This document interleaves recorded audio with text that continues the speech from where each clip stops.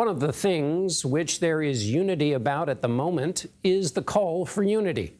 Donald Trump talks about it. President Biden talks about it. But what are they talking about?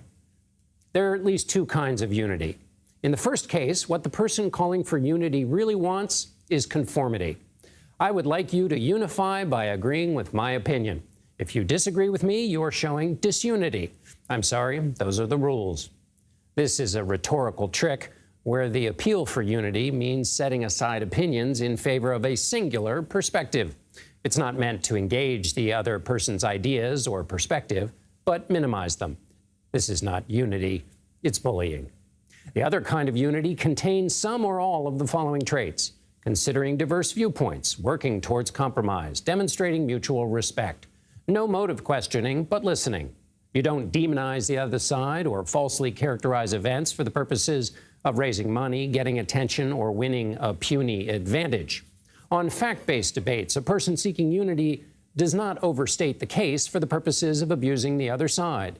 The contribution and votes of the other side are acknowledged to have equal weight in the democratic process.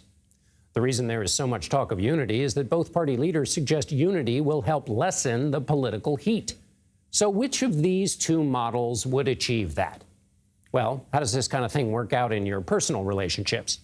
Is someone likely to be less agitated when you say they must conform to your way of thinking, or when they feel like they've been heard and their viewpoint acknowledged? Which is more likely to lower the boil, a spirit of compromise or an order from you that someone should just do it your way?